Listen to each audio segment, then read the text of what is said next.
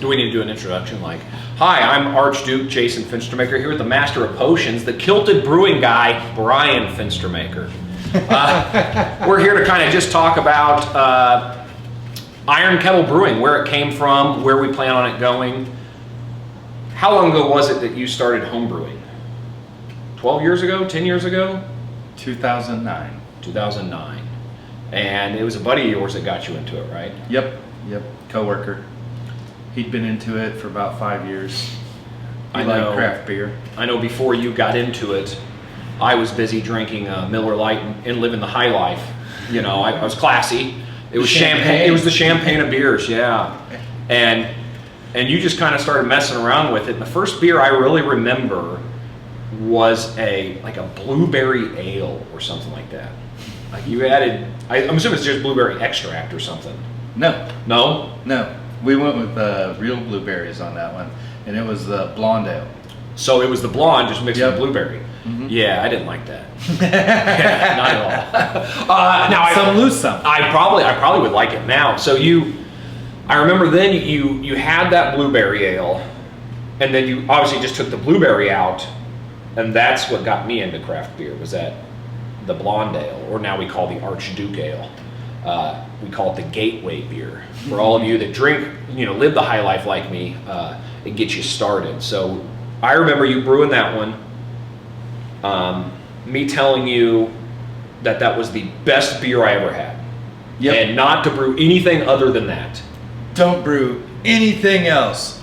This is it. And I also remember saying, I wanted it home, so we bottled. Yeah. One time. Worst mistake ever.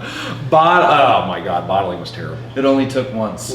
And then I invested into a kegerator. Or I turned a refrigerator into a kegerator. It worked. So then you brewed a few others, but it was really the amber, or Merlin's Magic Amber, that was next. Yeah. That was the next perfected, so-called perfected recipe. That was the one that, when you brewed that sparked my interest in us brewing together one day. Now, me brewing is a term used very loosely. I'm the glorified janitor. One person would say professional squeegee user, yes, or other things. But I remember brewing together in your basement, starting out, and then when we moved out to the house where we live now, we took it out there. And you already kind of had the idea of Merlin and kind of our logo.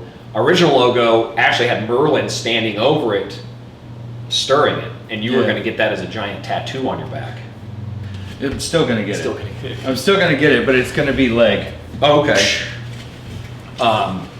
And the name, which you came up with, was Blue Fire Brewery. Blue Fire Brewery, because we brewed with the flame of the propane when it was blue. We actually had signs made, other stuff, because we brewed under that name for home brewing for, I don't know, 5-6 years probably. Oh yeah. Entered a couple competitions under that name. Yeah, you can actually find beer festivals. Yeah, you can find that name as homebrewers on Untapped.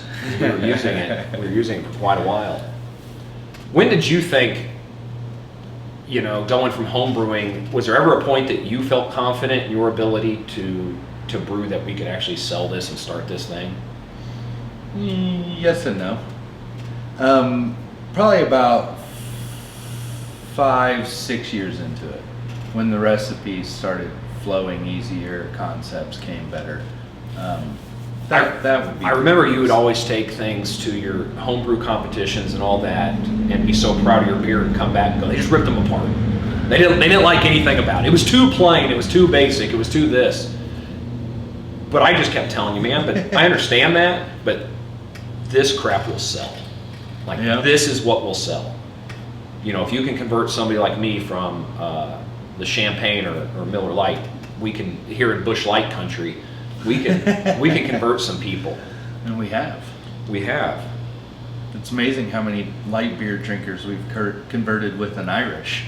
That's even more impressive. I know. That Irish sold so fast, so early. It was amazing. It was amazing because people are like, I don't even like craft beer, but I like this. I know. It was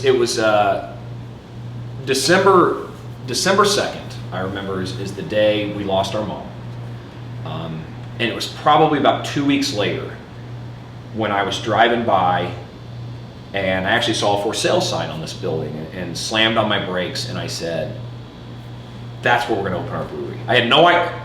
The only thing I saw was a for sale sign. Called the real estate agent, who's a buddy of ours. He showed it to me, and you know what it looked like at that point. It was nothing like it looks like now. It had a drop down ceiling, sheetrock on the walls, and looks a bit different. Looks a lot different. Yeah. I remember we were out at a buddy's house moving mom's stuff, and I said, hurry up, we got a meeting in 30 minutes. And you're like, we got a meeting for what?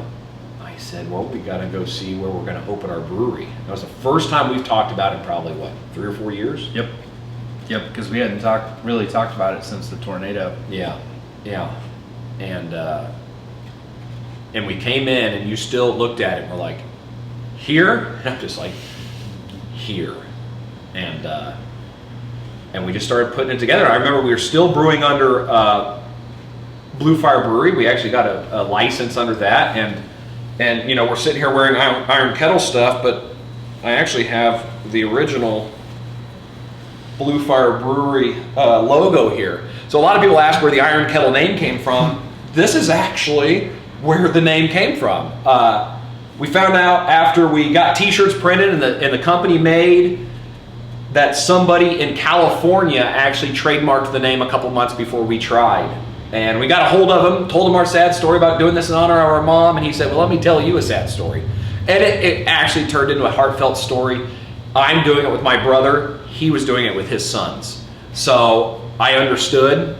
So we probably threw, 500 names around over one weekend trying to come up with a new name. So we decided, do we switch the logo and go with something different?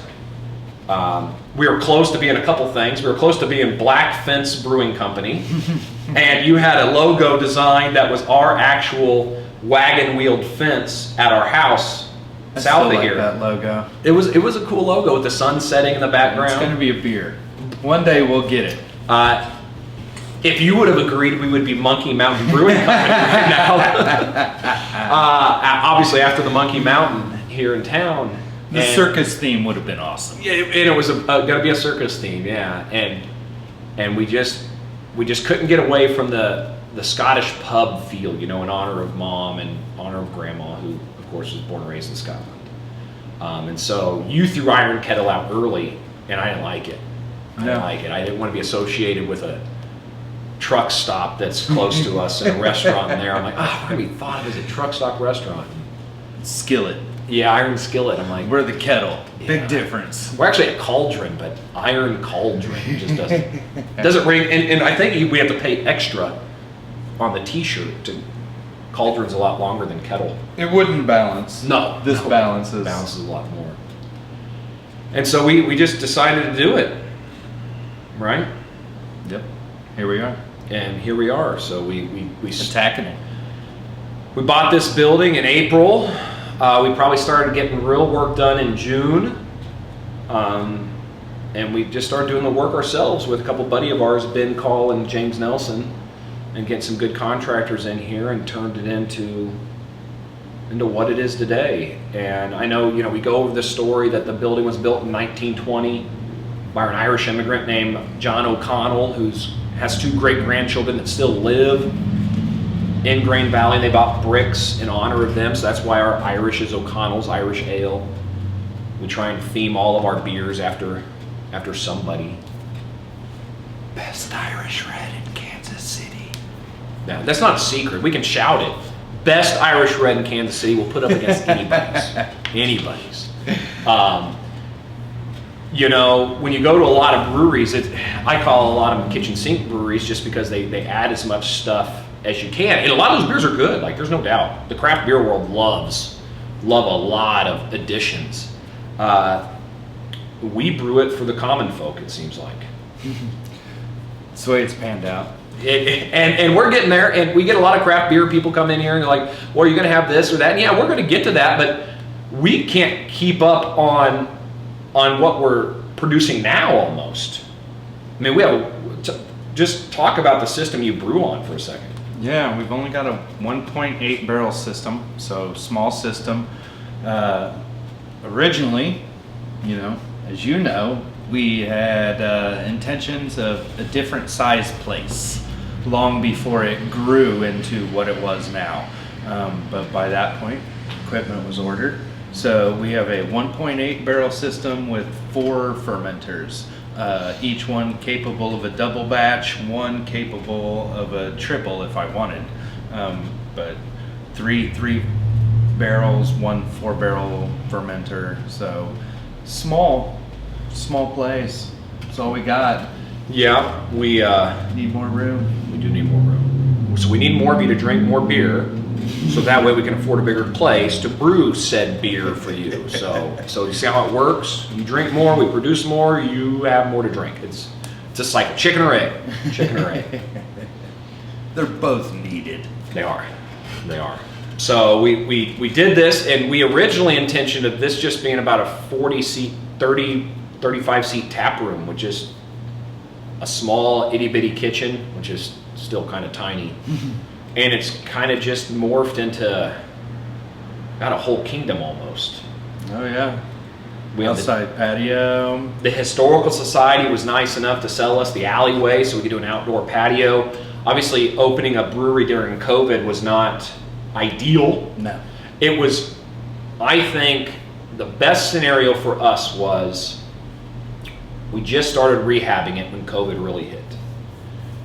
So that way we weren't in a hurry to get open. I was in a hurry to get open because I saw money going out. I wanted money to come in. But we weren't truly in a hurry. We were able to get it the way we wanted it. And with us doing almost all the work ourselves, it took a little while. Yeah. It took a while, but I think it panned out well for exactly what we wanted. It did turn out the way we wanted it. And we were able to take that time to put the extra finishing touches on all of it that make it our own. Yeah. There's not very many breweries out there that can say the owners, the 4 of us did as much work as we did. I mean, all this brick was covered in sheetrock and drywall, then 3/4 inch of plaster, and we had to chisel that off, and then it had a white film on it. So then we had to use discs and grind it all down, and there was nothing clean and neat about this when we started demoing it. And what it looks like now is just amazing. I know I'm proud of it. I know you're proud of it. I know people that came in here all throughout can't believe the transformation. It's been pretty impressive. But at the end of the day, we got to have good food, we got to have good stuff, but we've got to have good beer. And I know right now we have our 5 staples. Do you want to go over what our 5 staples are? Yeah, that'd be our blonde ale, Archduke ale. We've got our Pilsner, which is our Ritter von Pilsner. We've got our wheat, which is our peasant wheat. We've got the O'Connell's Irish Red, best Irish Red. And then we've got the Merlin's Magic Amber, which basically was the main staple that I had on tap all throughout my brewing career. The one that we just kept coming back to that was just great beer. Those are our 5 staples that will be here permanently. And then we've got other stuff that's been rotating. We did a pink lemonade seltzer that's been a big hit. We've Pink Dragon now. Yeah. A lot of people are coming in after the Pink Dragon now that it's summertime. Yep, they've been really enjoying it. And then we recently did a mead, Friar Matt's Golden Rule mead. We get to use local honey.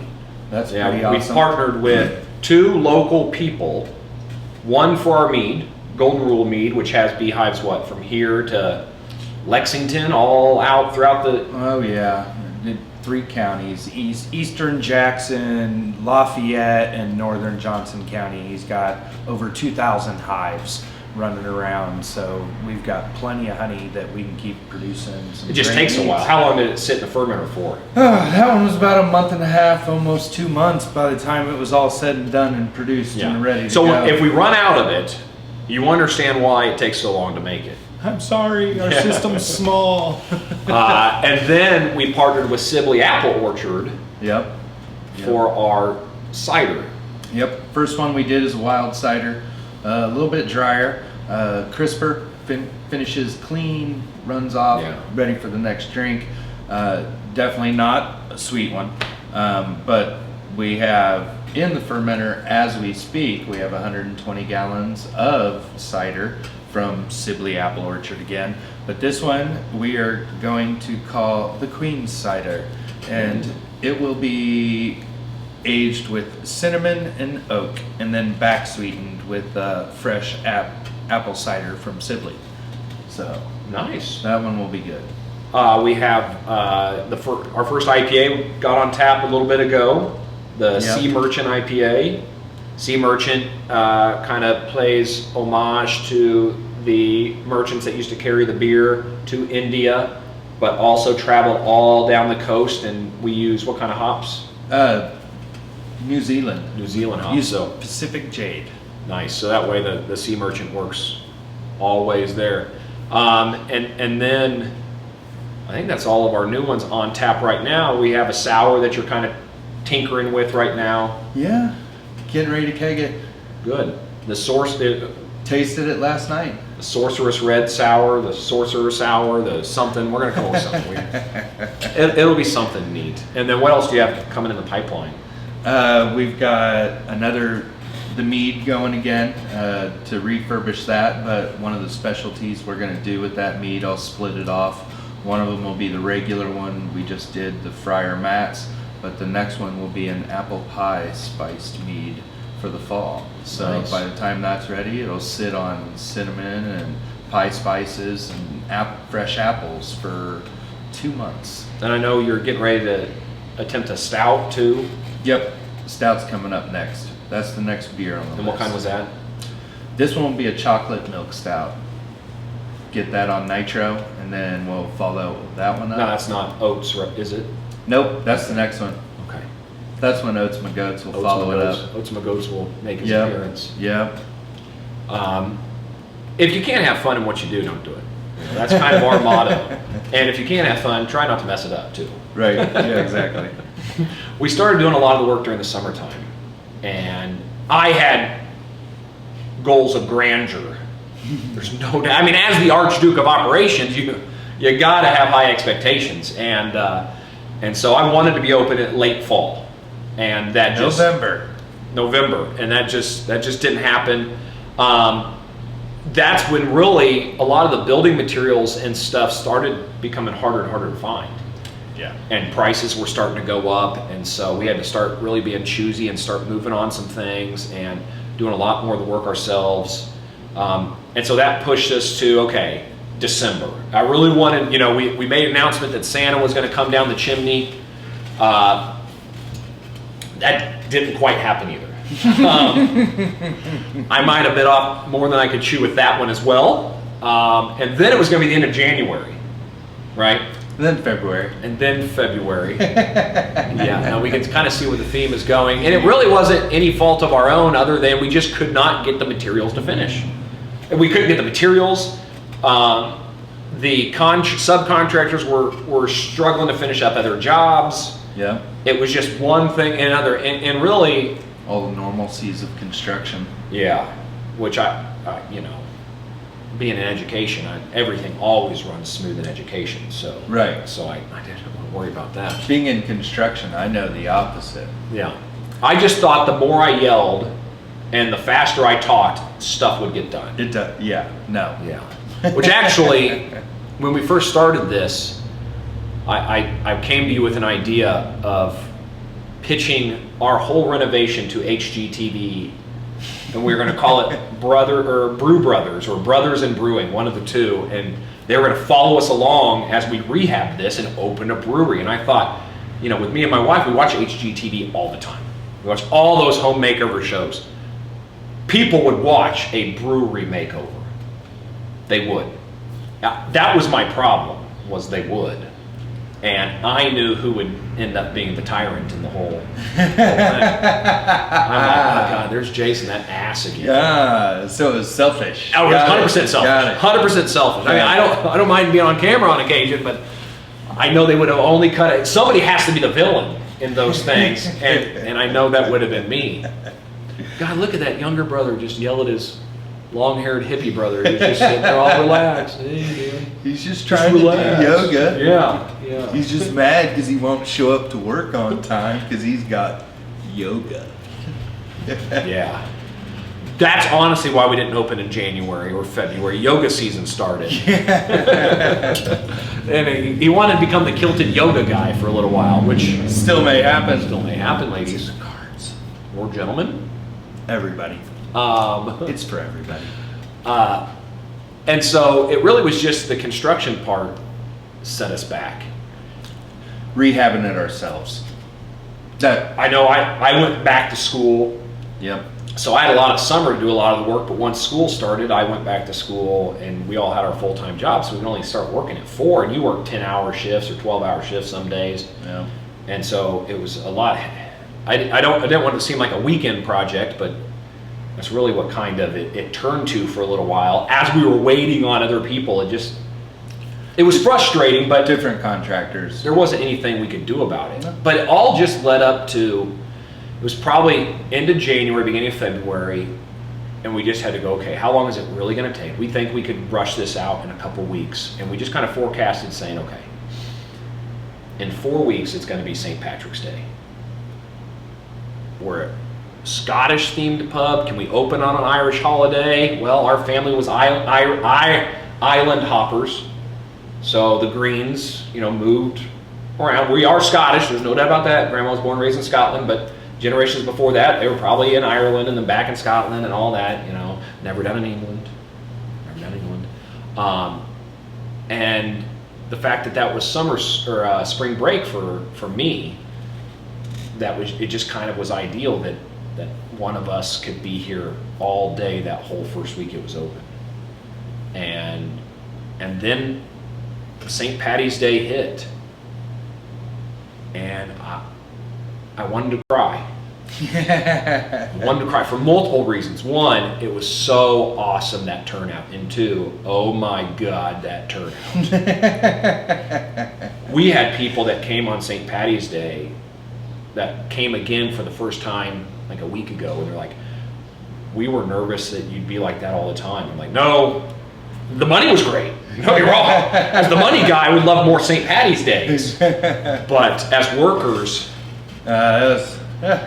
we knew we were going to open up to a punch right in the mouth, and we got it. Oh my St. gosh. Patty's Day, especially for a grand opening. we could on handle St. it Patty's now Day. because we could have the patios open. But Yeah, you're then talking we about couldn't even your have the single patio open. busiest day of the year crammed into one small space. It was beautiful. It was something. It's beautiful chaos. Oh, it was definitely chaos. There's a lot of apologies, a lot of we're trying, a lot of we're doing that, but it was awesome. Bear with us. Bear with us. It was awesome because I remember sitting back with you and just looking out and saying, I don't know a single person here right now. Yeah. And being Grand Valley guys, being an 01 grad and a 98 grad, and it was hard to believe that we were so packed and we didn't know a single person. And we're getting to know people that grew up in Grand Valley that we never met. Yeah. A couple years older, some years younger. Yep. So, Many new friends. oh my gosh. I mean, the turnout from the people locally here is just awesome. And we built this. The whole idea is a pub.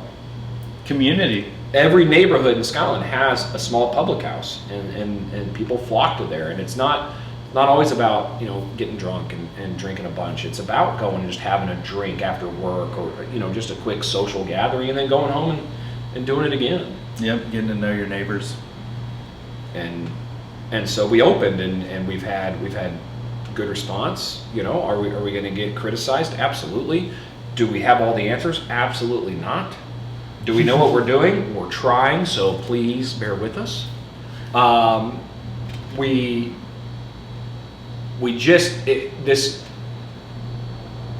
This reminds me of what we're doing. Reminds me of Bohemian Rhapsody with the movie with Queen. He just said, we don't really know what we are, but we're a band of misfits playing for all the other misfits that just don't have a place to belong. And I kind of feel like that's what what we've done here is we don't really know what we are. We know we just like to be around people and we like to serve good beer. Yep.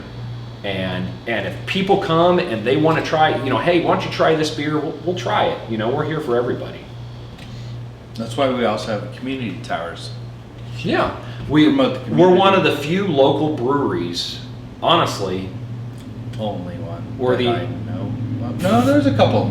There's a couple. French carries some others that are further away than here.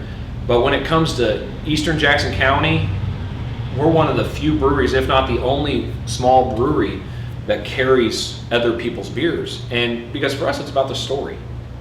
I want to be able to sell the idea of we're one community, and we are. The brewery community has been great to us.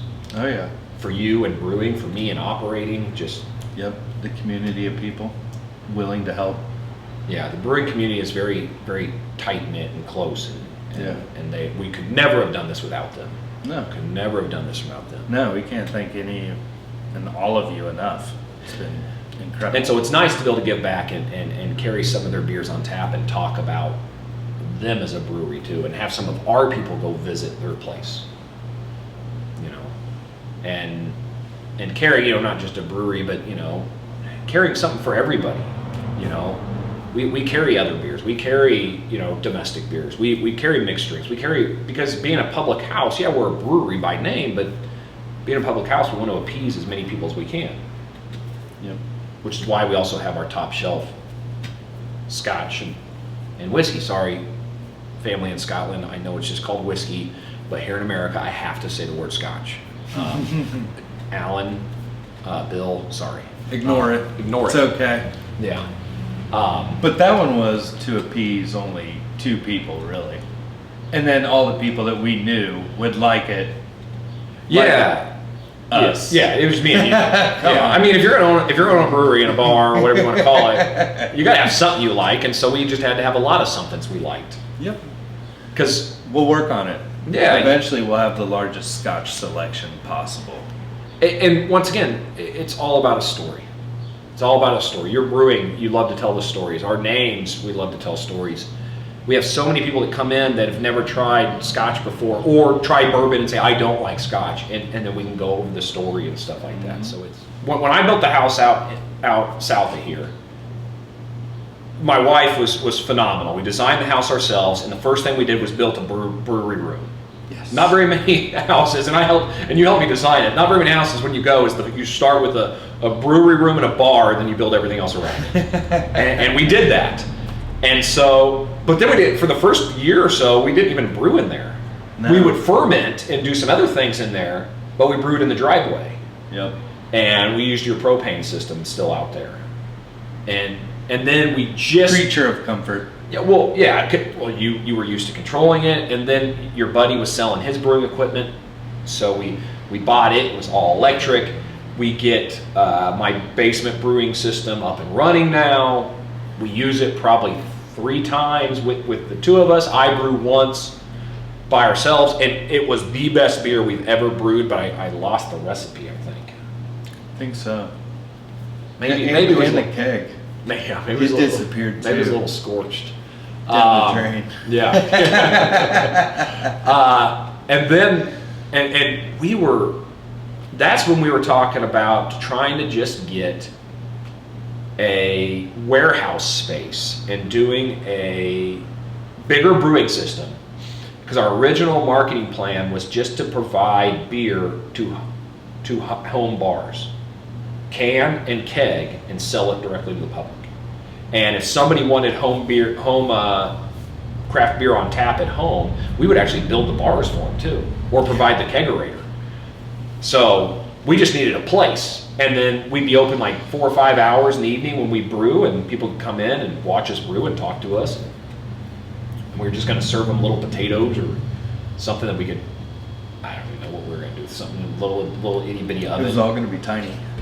It was, and then unfortunately, the tornado that came through and hit Oak Grove hit my house first, and knocked me out of it for, I don't know, 9 months as it was getting redone. Well, not just knocked you out of the house, but knocked us out of brewing because of my lifestyle and work change. It did. Yeah, you weren't brewing as often then. No. And the fact that we did all this work to set up the brewing system at my house and now had to move it all out, and all the lines just ran bad and all that stuff. And when we moved back in, and back in 17, I never brewed again. No. You brewed a little bit here and there, not as often as you would like. You brewed for events more than that. If there was a wedding that you knew about, they wanted beer. You Holidays. Holidays. I did a few different meads. Yeah, when you knew people were going to be around, you'd brew that, but you just didn't have it on tap anymore. So really, after the passing of Mom and us deciding to do this, there was probably a 3-year period where we weren't even really brewing. Not like we wanted to. No. And Mom, God rest her soul, didn't like any of your beers. Not a one. Not a one. Not a one. It's really sad when your mom. She was my worst critic. She was. She would. She say was that. never mean. No, she was great. She'd take a nice swallow. She goes, "That's nice. You did a good job. Do you have any Bud Light?" Yeah. Yeah. I just like Bud Light. I just like Bud Light. I just like Bud Light. Can you brew one that tastes like Bud Light? No, Mom. That would be Bud Light.